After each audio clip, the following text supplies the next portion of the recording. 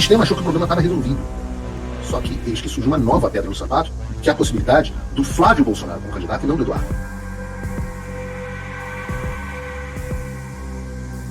É pegar os votos do presidente Bolsonaro sem precisar de um candidato bolsonarista, isso nós já sabemos. Isso era claro, a gente bastava observar as posições do pessoal do Centrão, por exemplo, do Ciro Nogueira, era também, bastava ver as posições da Faria Lima, né? Vejam o desespero até do Café com Ferre, esses caras porta-vozes da Faria Lima. Era claro, por exemplo, quando você via o próprio Alexandre de Moraes encontrando com o Tarcísio, eles tinham um plano e o plano era muito claro. Uma eleição, Tarcísio versus Lula, onde o sistema simplesmente não correria risco de perder. Se vencesse o Tarcísio, eles estavam felizes. Se vencesse o Lula, estavam felizes também. Só que o único problema disso é que o bolsonarismo continua mais forte do que nunca. Então eles precisavam tirar, na base da força, o Jair Bolsonaro da disputa, caso contrário ia acontecer o que aconteceu com o Trump nos Estados Unidos. E a única forma de fazê-lo era colocando Jair Bolsonaro em uma posição tão vulnerável a ponto dele não ter outra alternativa senão aceitar e endossar esse cenário. E aí estava perfeito, você não precisa nem de urna eletrônica.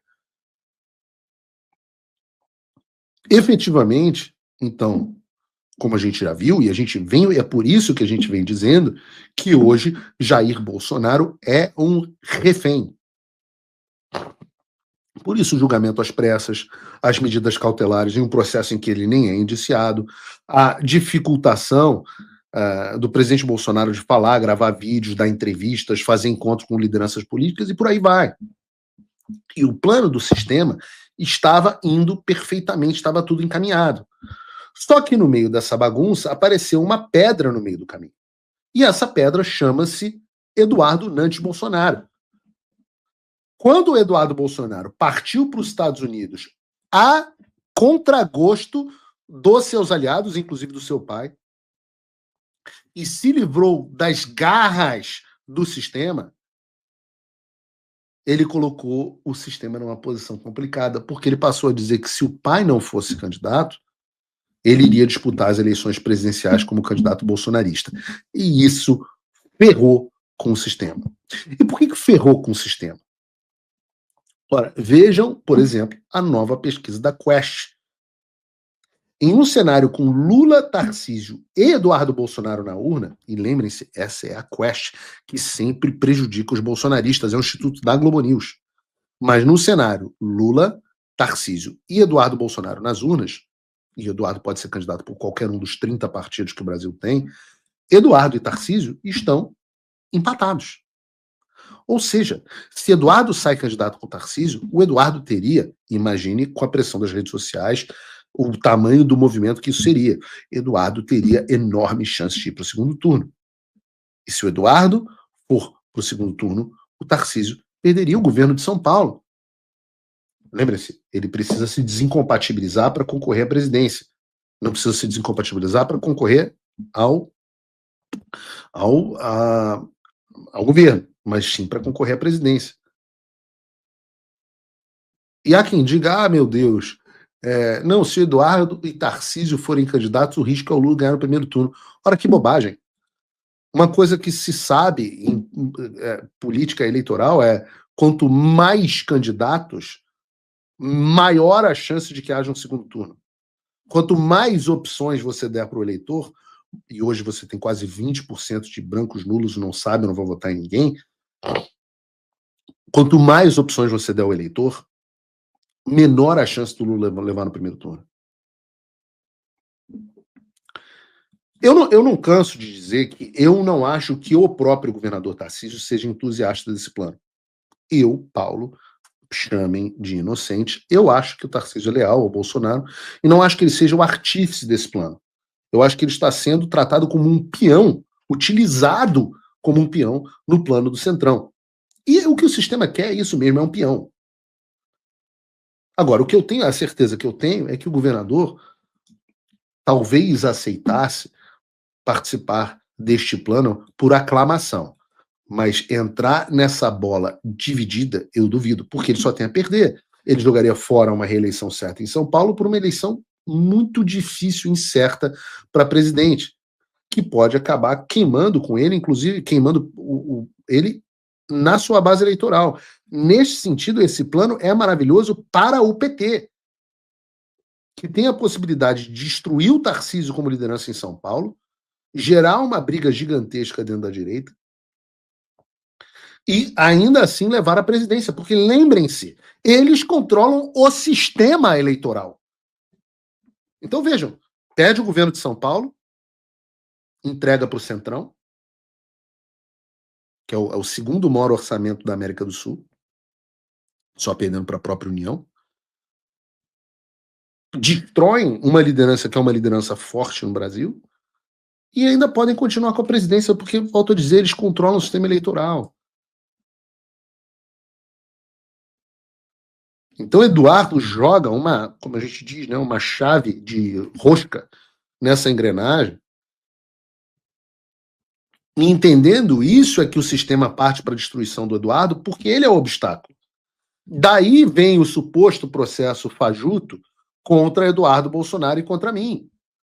Porque o objetivo final desse processo é, e é por isso que eles não tiveram problema em tentar fazer carta rogatória para mim, que eles sabem que não vai chegar, que não vai dar certo, etc, etc. Porque o objetivo é tornar o Eduardo inelegível. Embora eu já tenha dito que se me encherem muito o saco, eu escolho um estado e saio como senador só para irritar as pessoas. Só para dividir o voto de algum desgraçado desse do sistema. E apesar de ninguém saber ao certo o que vai acontecer com esse processo do Eduardo, se eles vão conseguir julgar o Eduardo à revelia, etc., no tabuleiro político, a elite já estava tratando o Eduardo como carta fora do baralho. E é bom que fique assim. O sistema achou que o problema estava resolvido. Só que eis que surge uma nova pedra no sapato, que é a possibilidade do Flávio Bolsonaro como candidato e não do Eduardo. Entendam, Flávio e Eduardo, embora tenham personalidades diferentes e sejam pessoas diferentes, ambos representam o projeto do bolsonarismo e estão absolutamente alinhados no projeto do Brasil. Aliás, estão neste momento em uma viagem a El Salvador para uma reunião com Bukele, o que só corrobora esse alinhamento e essa visão, por exemplo, contra o narcoestado que está se formando no Brasil. Então, Flávio seria também um excelente candidato. E essa é uma discussão que acontecia em bastidores, mas a mera possibilidade disso acontecer começou a tocar fogo em Brasília. Vejam, por exemplo, o que diz a porta-voz do Alexandre de Moraes, Daniela Lima. Né, que o Flávio Bolsonaro e o Ciro Nogueira tiveram uma discussão muito acalorada, na qual o Flávio Bolsonaro acusou o Ciro de estar trabalhando de olho na vice do Tarcísio de Freitas e não de olho naquilo que era melhor para a direita. E disse que se fosse o caso... Bruno, coloca esse vídeo em tela cheia, por favor.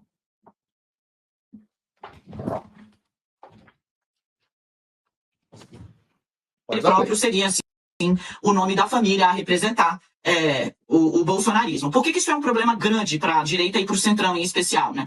Porque se houver dois candidatos do mesmo campo, a vida do presidente Lula, que hoje diz que vai disputar a reeleição, vai ficar muito mais fácil. Porque você pega 48%, que seja, vou partir do princípio que o bolsonarismo não perdeu um voto de 22 para cá. Se você pega esses 48 e divide entre metade, ou mesmo 2/3, 1/3, fica mais fácil para que, em votos válidos, o petista obtenha talvez uma vitória até em primeiro turno. Aliás, o que muita gente que resistiu, os ministros, o Celso Sabino do Turismo, por exemplo, deu uma entrevista para o UOL há pouco tempo, dizendo a direita vai se dividir e Lula vai ganhar em primeiro turno. Por quê? Porque se isso acontecer, de fato, facilita ali a vida para o campo da esquerda. Agora, qual também é a questão, né? Ao colocar o corpo no meio das discussões sobre Tarcísio de Freitas, o Flávio compra tempo para o pai dele. Como compra tempo, Daniela? Ele obstaculiza de maneira eficiente uma eventual reunião dos partidos de centro, todos em torno do governador de São Paulo, já para em janeiro apontá-lo como o nome de Jair Bolsonaro. Quanto mais adiante isso ficar, mais pressionado Tarcísio vai estar, inclusive pelo tempo de desincompatibilização. Se quiser ser candidato à presidência, ele precisa sair do governo de São Paulo. Ele pode disputar a reeleição ao governo de São Paulo no cargo, mas se quiser ser candidato à presidência, ele precisa sair né, se desincompatibilizar. Então, ao colocar o próprio corpo como uma barreira, o próprio nome como uma barreira, não estando tão queimado nem de perto como Eduardo Bolsonaro, Flávio compra tempo ao pai e à família como árbitros de para onde a direita vai.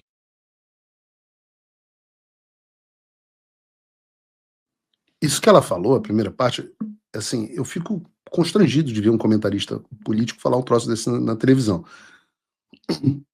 Do ponto de vista eleitoral, para a vitória no primeiro ou segundo turno, não faz absolutamente nenhuma diferença se os votos estão concentrados em um candidato ou se estão concentrados, estão divididos em dois candidatos. Se os candidatos vão ter 50% dos votos, podem estar 25% com, ou 26% com um, 24% com o outro, ou 40% com um e 10% com o outro, não faz a menor diferença. Para a eleição ser ganha no primeiro turno, você precisa ter 50% mais um dos votos válidos. Como os outros votos estão divididos é absolutamente irrelevante. Na verdade, eu volto a dizer, se você dar mais opções para os eleitores, normalmente, porque os candidatos, você começa a ter candidatos que não têm rejeição, a vida do candidato líder, do candidato consolidado, do polo do outro lado, se torna pior e não melhor. Mas o meu ponto não era nem esse, é que os planos do sistema estão, neste momento, como diz a porta-voz do sistema, bagunçados. E aí a mesma elite que apostava todas as fichas no Tarcísio já começa a ficar incomodada, como mostrou, eu falei aqui, o próprio Ferri nesse post, comentando sobre o fato do Bolsonaro não planejar, decidir o candidato até as vésperas da eleição do ano que vem. Pior cenário para a direita, Bolsonaro na papuda e indefinição do nome indicado para 2026 até julho. Eu trago aqui o Ferri não porque eu desgosto dele, nem porque ele seja tão relevante, mas é só porque é uma pessoa que vocaliza as coisas que são ditas lá na Faria Lima. É uma pessoa que, assim como o Guga Energúmeno, vocaliza a mentalidade da esquerda. As pessoas são possuídas, né, por um espírito. E eu digo que o sistema está tão perdido, mas tão perdido, que o Ciro Nogueira, nessa treta com o Flávio Bolsonaro, veio a público dizer que comunicou ao Bolsonaro que o nome dele não estava disponível para vice em 2026. Então, é um grau de desconexão interplanetário, assim, da realidade. Porque o Ciro Nogueira dizendo que não está disponível para ser vice é a mesma coisa que eu mando ligar para Sidney Sweeney agora e dizer que não, nesse momento, Sidney, eu estou para me casar, não estou disponível para um relacionamento. Vou ligar para o Ancelotti, vou dizer que não estou disponível para cobrir qualquer desfalque na Copa do Mundo, vou ligar para a Ferrari, dizer que eu não estou disponível para substituir o Lewis Hamilton. Vou ligar para a Marvel e dizer que, poxa, não vou ser o novo Homem de Ferro, no lugar do Robert Downey Jr. É uma falta assustadora de capacidade de leitura da realidade. Porque esses caras só conversam entre si e só comentam e consomem o que eles mesmos dizem. Enquanto, você veja, outro exemplo, a Gazeta do Povo, que vocês maldosamente estão apelidando aí agora de Gazeta do Novo, eu não Gazeta do Novo é bom, isso não foi um apelido que eu dei, não. Normalmente eu dou bons apelidos. A Gazeta do Novo está dizendo que a comunicação está confusa. Né? Eu já falei milhões de vezes que o presidente Bolsonaro não tem a personalidade de um líder decidido. Isso não é necessariamente nenhuma crítica, é um fato. O presidente Bolsonaro é errático, ele não gosta de tomar decisão, deixa sempre para o último minuto, geralmente quando é tarde demais. Foi assim para a escolha de vice, foi assim para a escolha do que fazer em relação aos Estados Unidos, etc. É a característica dele. E eu continuo achando exatamente que é isso que vai acontecer. Quem quer que seja o escolhido do Bolsonaro para 2026, parece que só vai saber lá para meados do ano que vem. E até lá, queridos, muita água vai rolar. Quem poderia imaginar, há 3 meses, que nós estaríamos onde é que nós estamos? A gente já conseguiu avançar em muita frente, mesmo que lentamente. Então, até março, onde é que a gente vai estar? Eu não sei. O que muda, o que mudou e o que as pessoas precisam prestar atenção é que eu acho que pela primeira vez existe gente, aí eu coloco Eduardo Bolsonaro como principal nome nessa história, gente com visão de tabuleiro e que sabe exatamente o que está fazendo. Não é xadrez 4D, é plano. E qual é o objetivo principal? O objetivo principal não é ter uma eleição de 2026 com um candidato simplesmente, aparentemente competitivo nas pesquisas contra o Lula, mas uma eleição fajuta, onde o sistema concorre contra o sistema, debaixo da censura e da tirania do STF que controla o sistema eleitoral. Ora, isso é uma farsa. A gente precisa, como nós temos feito, buscar formas de enfraquecer o sistema. E eu acho que as mudanças no STF estão deixando claro que há muito sucesso nessa direção. As derrotas do governo no Congresso mostram que há muito sucesso nessa direção. Eu, particularmente, continuo achando que é inevitável a aprovação de uma anistia e não dosimetria. E eu acho que é por isso que a gente vai continuar lutando. O que antes parecia impossível, agora começou a acontecer. Magnitsky, visto, sanções, bloqueios, pressão real e anistia no horizonte. Mas essa virada só foi possível com o apoio direto de gente como você. E se você quer fazer parte desse movimento de verdade, entre agora em www.paulofigueiredoshow.com/apoie. Apoie com $5 por mês ou se torne patrono Gold com 49 e entre no grupo dos que fazem a diferença. Vai lá, agora!